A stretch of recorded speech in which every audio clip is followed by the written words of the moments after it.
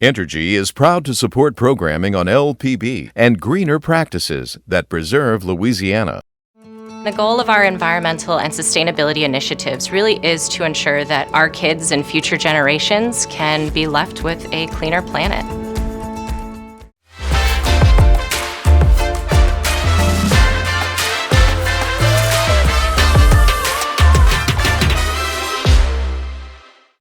Additional support provided by the Fred B. and Ruth B. Ziegler Foundation and the Ziegler Art Museum located in Jennings City Hall.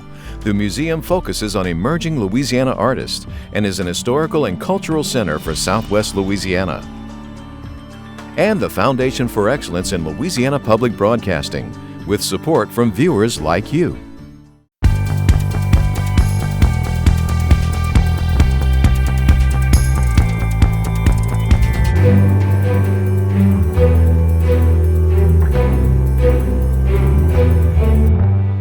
Your immune system is dynamic. The science behind breakthrough cases. Hello, Louisiana. The Songbird of New Orleans gets you ready for the Satchmo Summer Fest. We should be an inclusive family and really want people to be part of our lives. An intimate interview with the new first family of LSU. It'll take a while for it all to sink in. An LSU swimmer wins big at the Olympics. Hi, everyone. I'm Kara St. Cyr. And I'm Andre Moreau. The Delta variant is now the dominant strain of COVID-19 in the U.S., and that is bad news. This week alone, we've confirmed about 2,200 cases here in Louisiana. That's about 500 more than our worst week on record. It is escalating rapidly. It's easier to spread and it's easier to catch. The CDC says it's just as contagious as chickenpox, and it spreads faster than the common cold, Ebola, and the Spanish flu. Researchers estimate that one infected person on average will spread the virus to about 8 to 9 other people. Officials are scrambling to flatten those numbers. The governor has required that state employees are to wear masks, but now about 48,000 of those same workers were told to work from home for at least 3 days out of the week. So here is Governor John Bel Edwards from today's late afternoon COVID press briefing.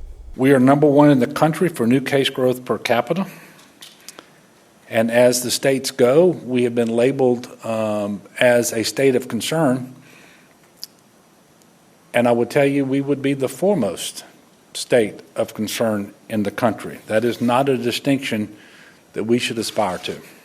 In light of the trends and the developments, I can tell you that I have received over the last 24 hours or so numerous requests from hospitals and healthcare organizations and other entities to reinstate a statewide mask mandate.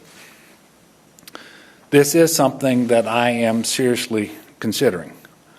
And it would be a mandate to do what we announced last Friday that we're asking people to do currently, and that is to mask in public indoor spaces, regardless of your vaccination status. So if you're vaccinated or unvaccinated, we're asking you to do that. That's the governor from today. Now we'll look at other headlines making news across our state. The surge of COVID patients is forcing some Louisiana hospitals to suspend non-emergency surgeries. Baton Rouge-based Our Lady of the Lake is one of those. The suspension comes after 25 new COVID patients were admitted there this week in a 24-hour period. In New Orleans, the 6-hospital Louisiana Children's Medical Center is also shutting down non-essential surgeries that require hospital stays. Southern U in Shreveport is using federal COVID relief money to eliminate student debt for anyone attending college there this past year. The offer should help students facing financial hardships and worry about how to pay for college. As COVID vaccine interest plummeted in the state, the number of wasted shots spiked. Only 4 months ago, that number of wasted life-saving doses was fewer than 1,500. Now it's 79,000. Doses trashed because health providers could not find enough arms quickly enough. There is now some uptick in vaccinations. July 31st is when the state ends federal unemployment benefits for 200,000 people, and the result could be a huge sector facing homelessness. Nationwide, it's more than 20 million at risk, and at the moment, Congress doesn't seem poised to extend benefits past September. It's not exactly known how the Superdome will manage Saints crowds this fall with the emergence of the Delta variant, but fans will see a new look With Caesars Entertainment signing a 20-year naming rights deal, the Caesars name and logo will dominate the Mammoth Indoor Stadium. With COVID cases rising again for the fourth time in Louisiana, more vaccinated people are falling victim to the new variant. So far, about 3,000 people in the state that were fully vaccinated are diagnosed with COVID, and about 150 of those people are in hospitals. But according to experts, these breakthrough cases aren't evidence that the vaccine isn't working. It actually proves the opposite. The really cool thing is your immune system is dynamic. It always is updating itself. So you have these little CIA, FBI, police stations in your body called lymph nodes, and that's where your immune cells compare notes. So they'll grab a virus that's making you sick, and they'll take a chunk of dying cells, and they'll bring it to the lymph node, and they'll look, hey, this is the part that matches up, this is the part that doesn't. We'll have much more on that story next week.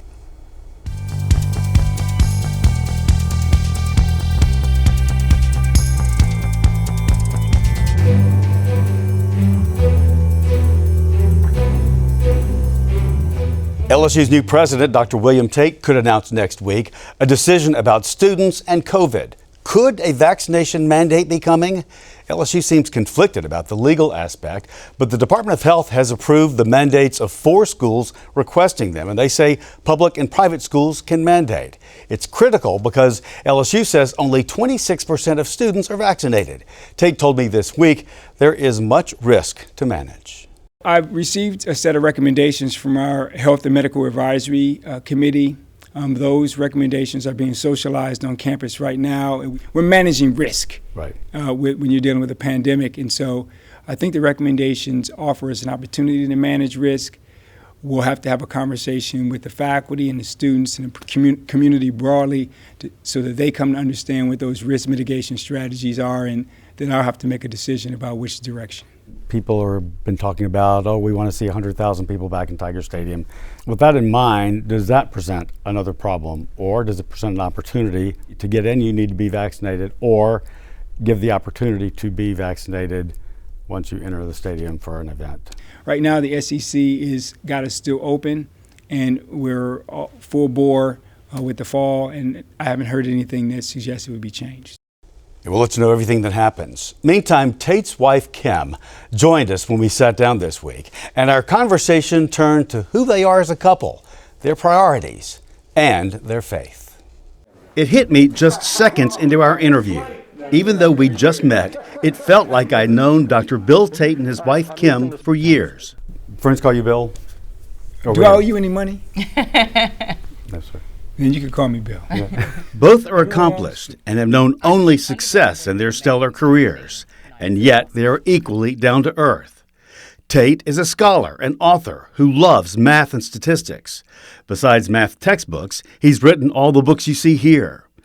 When I asked about his general impression of LSU, statistical trends factored into his answer. Well, I studied universities and have for the last 30 years.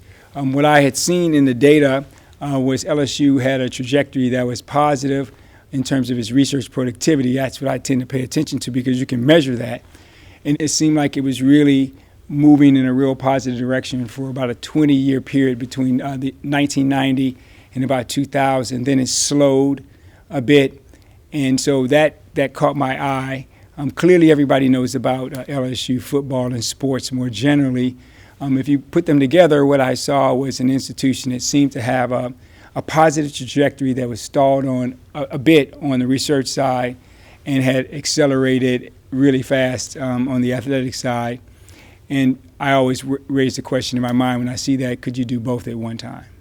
Of course, the sexual and Title IX issues have put a cloud over the university. Your thoughts on approaching that?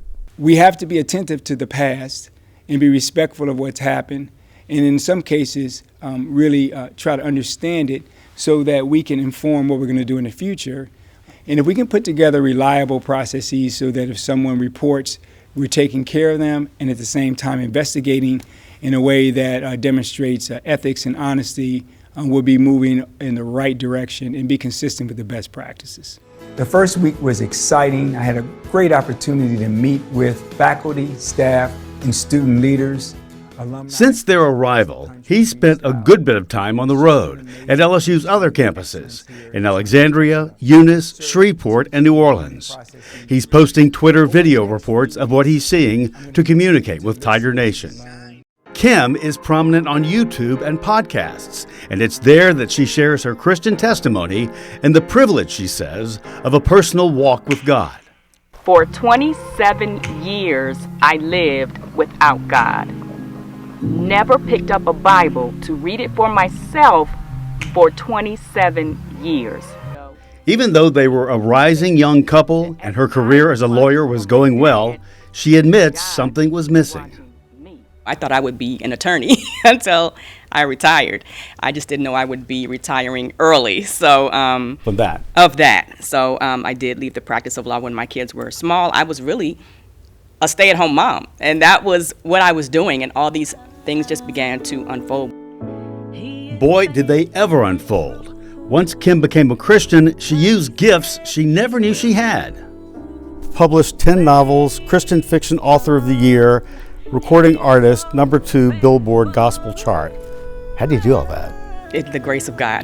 I can't take credit. It's truly the grace of God. Dr. Tate, does she sing to you? No, but I have started to listen to her songs when I work out. I was telling her that why would I listen to someone else when my lovely wife has hit songs, so it's part of my workout regime, and now I'm lifting all kind of weights, much better at the weightlifting. Stronger?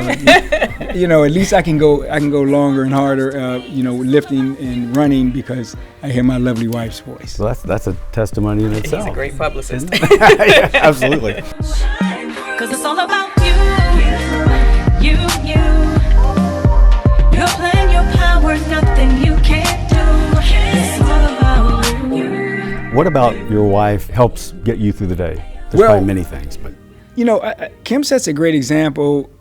Over the years, even when the kids were very small, she would get up way before everyone else. She would be downstairs studying the Bible, and then we'd get there, and she'd be really pumped up about the day. It's amazing to wake up and then what you have is a spirit-filled wife who's really excited about the day and everything that's going to be happening. Obviously, she prays for us, and if I come home and I say I'm dealing with X, Y, and Z, there's always a framework for understanding that particular problem space because she seems she demonstrates wisdom.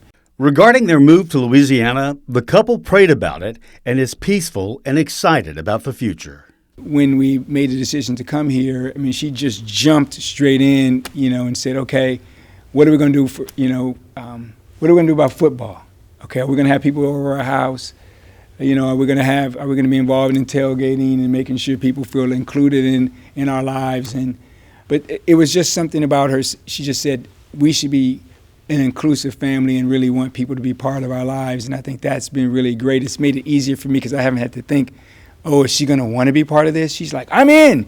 Your husband, his guidance, your relationship, what's the most powerful thing about it? He brings a wisdom that is very methodical. And I think it comes from his love of mathematics and science and formulas. And he actually loves this stuff. He calms me down in a very good way. And he's just brilliant. And it's funny. I know he's the president of LSU, but I've had to, in the last couple of weeks, go to a couple of meetings at his office. And I told him one day, I said, just hearing you quickly synthesize information and shoot it back and have a solution, I'm like, you are really smart. But I realized that's what he has done at home in our relationship for so many years. But just being able to sit back and observe it and in real time made me appreciate what he's done for me during our entire marriage. And a big thank you to the Tates for being here with us.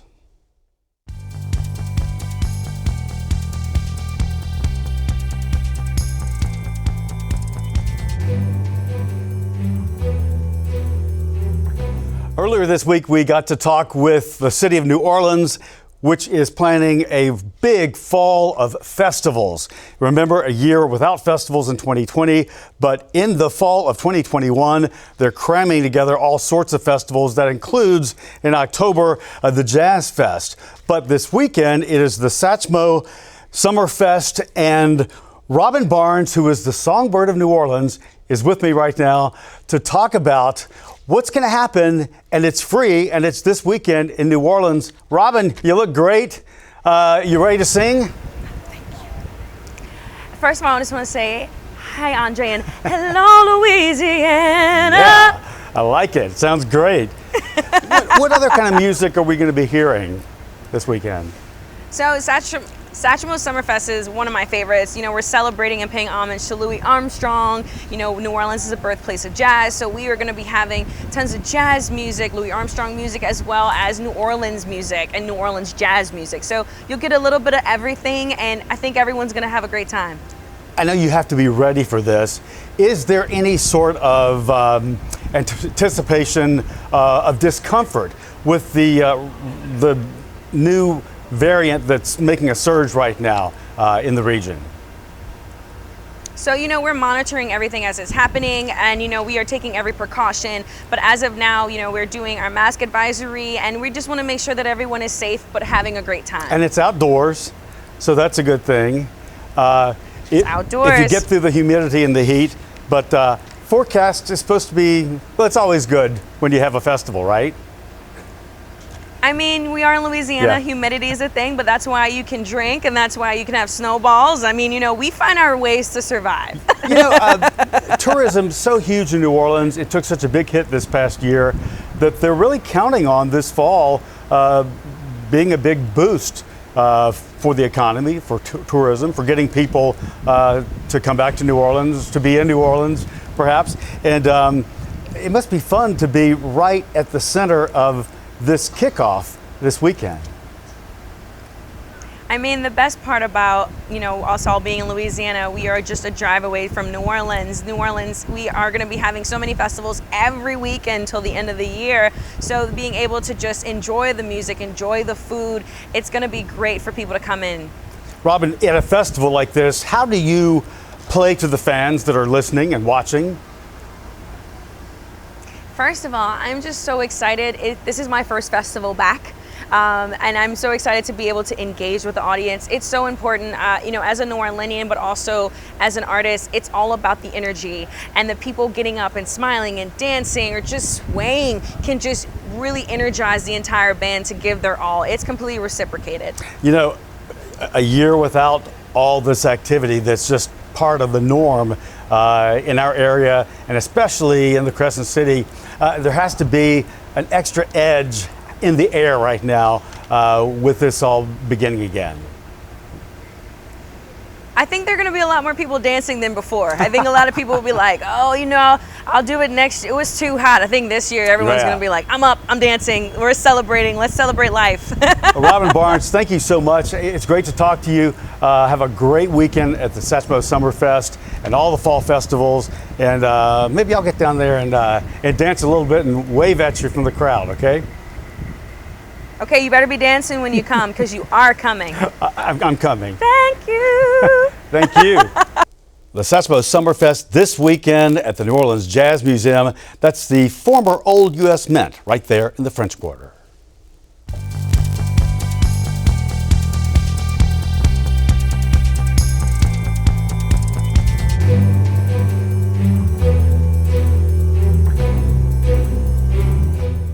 There's one LSU student making history. 21-year-old Brooks Curry is taking home gold for the U.S. Olympic swim team. And it's a big deal because never before has a Tiger joined Team USA or won first place for the team. But one of his coaches says that though Curry's rise to the top was a feat, it wasn't a surprise. Tonight he shares with us Curry's story from the very beginning. Brooks Curry is making Louisiana proud.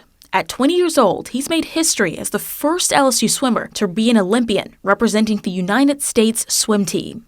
But the road to success was paved with hard work and diligence, something one of his coaches, Steve Meller, says Brooks always had from the beginning. We first met as you would normally meet through the recruiting process over the phone. And the way in which I go through my recruiting is I take a look at individuals that are continually starting to improve through a certain time of their career. And Brooks was showing signs of improving at the right time. And I felt the need to reach out and connect with him. And this was about 4 years ago now. And we got to know one another over the phone a couple times. We met in person once or twice. He came and visited LSU. And Mellor decided this kid was special. Not only did he show that he could steadily improve, but he showed a drive to work harder and be better.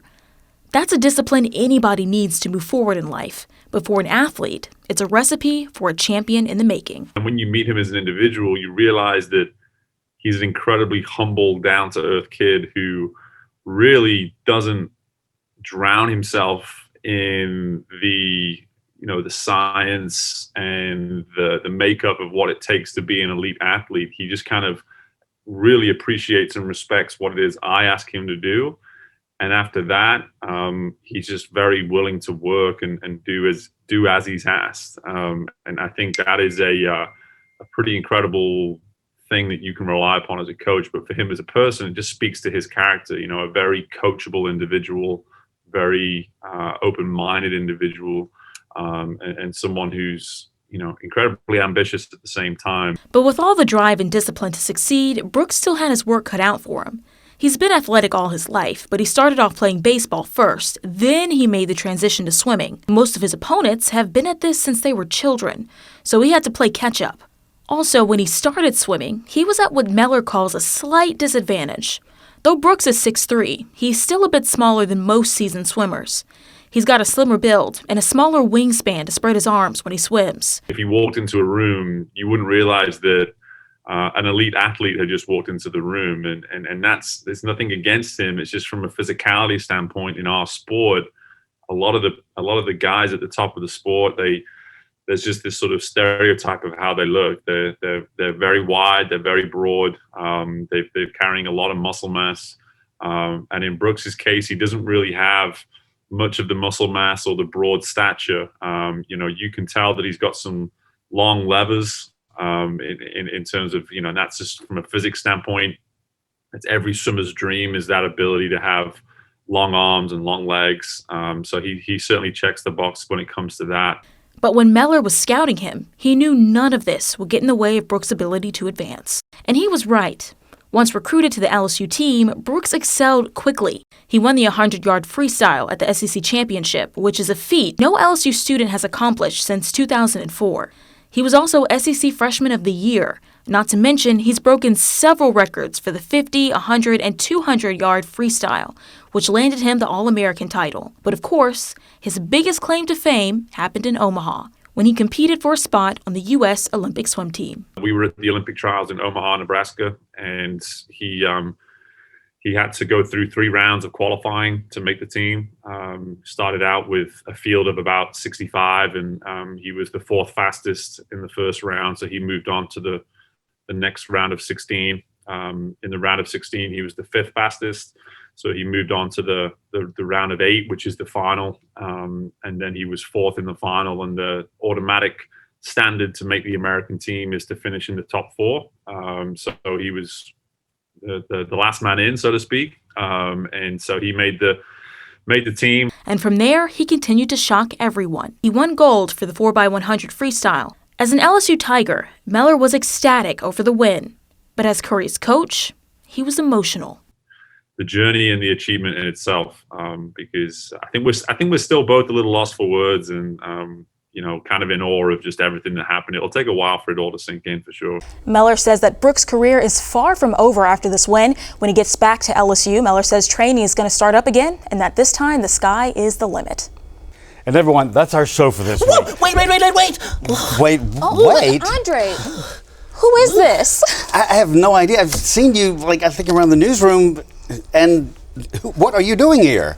And who are you? Oh, well, my name's Ziggy. I'm a 9-year-old space alien, and I'm here to talk about the new LPB show for children, Ziggy's Arts Adventure. When is that happening? Oh, well, that's happening on August 2nd on lpb.org. What is the show about? Oh, well, it's about me learning about the arts.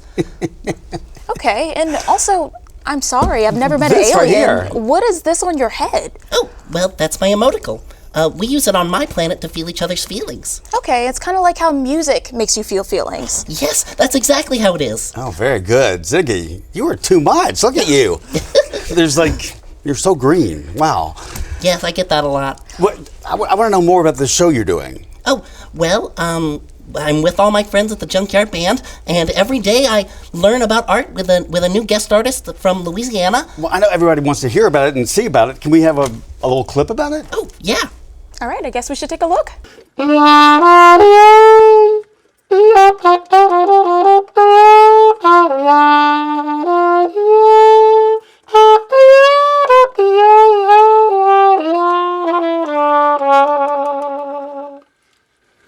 Oh, well, that made me feel slow and kind of sad. Well, that actually was a little part of St. James Infirmary Blues. You know, the blues is a style of music that actually gives us the ability to express sad emotions. Play something that shows our listeners the magic of music at work. Oh man, I've got something I can do right off the top of my head. We call that improvisation.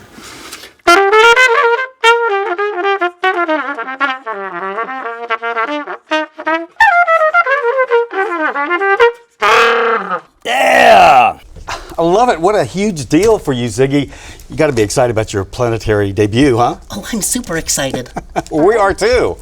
We're all here excited. So Ziggy is an educational children's series for K through 5th grade that explores the arts. Join us at the Goodwood Library in Baton Rouge on Sunday at 5 p.m. for a special sneak peek. And the series' digital planetary premiere is Monday, August 2nd at lpb.org. The episodes will roll out weekly, and we hope you join us for this very special series. Wow, very special and a first on LPB. I'm really excited. Thank you, Ziggy. And everybody, that is our show for this week. Remember, you can watch anything LPB anytime, wherever you are on whatever planet, at our LPB app. You can catch LPB news and public affairs shows, as well as other Louisiana programs you've come to enjoy over the years. And please like us on Facebook, Twitter, and Instagram. For everyone here at Louisiana Public Broadcasting, I'm Andre Moreau. And I'm Kara St. Cyr. Until next time, that's the state we're in.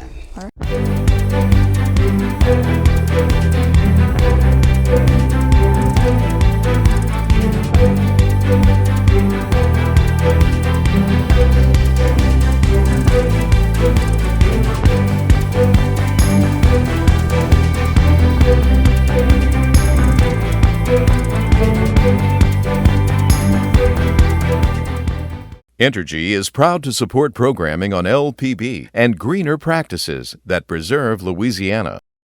The goal of our environmental and sustainability initiatives really is to ensure that our kids and future generations can be left with a cleaner planet.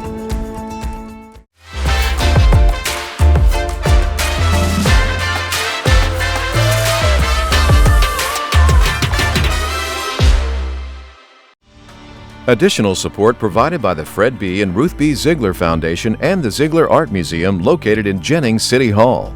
The museum focuses on emerging Louisiana artists and is an historical and cultural center for Southwest Louisiana. And the Foundation for Excellence in Louisiana Public Broadcasting, with support from viewers like you.